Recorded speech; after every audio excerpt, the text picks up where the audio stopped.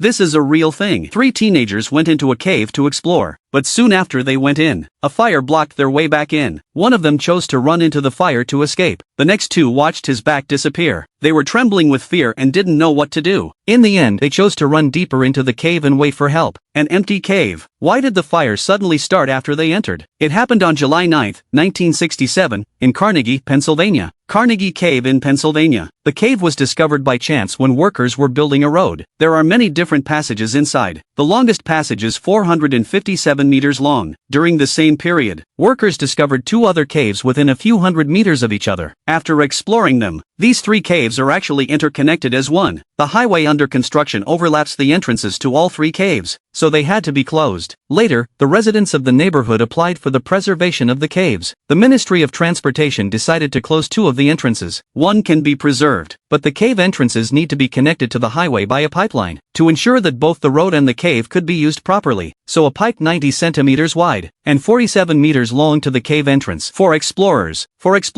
entering the cave through the pipe may become a unique experience. On the day of the incident, 3 16-year-olds with no previous caving experience were planning to explore Carnegie's cave. On their way to the mouth of the cave, they saw 2 other teenage explorers returning from the mouth of the cave. They exchanged glances. Then they climbed to the center of the pipe and found something strange. There were 2 lit candles on the floor, apparently left behind by the 2 teenagers who had left earlier, but they didn't pay any attention to them. They stepped right over the candles. After walking in the hole for about 10 minutes, something didn't feel right, but they couldn't tell why. It was just that the cave was much hotter than they thought it would be. Sweat started pouring out of them. At first they didn't pay much attention to it. They thought it was because they were exercising too much, and the lack of ventilation in the cave, until they smelled a strange odor. Due to the lack of experience, and not far from the cave entrance, they didn't worry about the risk of these strange odors, but the hot and unpleasant odor forced them to give up exploring. They had to go back the way they came in. They were not happy about it, so they walked slowly out. As they got closer to the door, they found that the strange odor not only did not dissipate, instead, it became more pungent, and the temperature got warmer. As they continued to walk a few more steps, they saw a lot of black smoke coming from the direction of the passageway. Now they became nervous. They went forward against the black smoke and saw. It turns out that the passageway of the cave is on fire. The only way out was blocked by the fire. They could only wait for help. The scary thing is that they have no cell phone to contact the outside world. They don't know when help will come, or they'll have to wait for the fire to die down. The interior of the cave is getting higher and higher. Toxic gases make it hard to breathe. It's hard to keep their eyes open. One teenager, Charles, was worried that he wouldn't be able to wait for the rescue team to arrive. He told his teammates, "Instead of waiting here to die, we should go out there and try to make a go of it." But his teammates stopped Charles. "It's almost 50 meters of pipe. If it's on fire the whole way, it's a dead end to climb out." Charles hesitated for a few seconds, but he finally chose to go out. He crawled through the flames in agony. The screams of pain were heard all over the cave. At that moment, Charles's sister and the residents of the cave saw the smoke billowing out of the cave. They called the fire department. When the firefighters arrived, Charles was seen in the distance, struggling in pain at the mouth of the cave. He had managed to climb out. The firefighters ran to Charles's side and realized that the situation was not good. Charles was in total darkness. Several firefighters immediately took Charles to a nearby hospital. The rest of the crew quickly brought the fire under control. 4 firefighters entered the cave, looking for the other 2 teenagers who didn't make it out. After about an hour and a half, firefighters found them at the deepest part of the cave at 457 meters. They'd been walking in to avoid the toxic fumes and hot air, until they reached the end.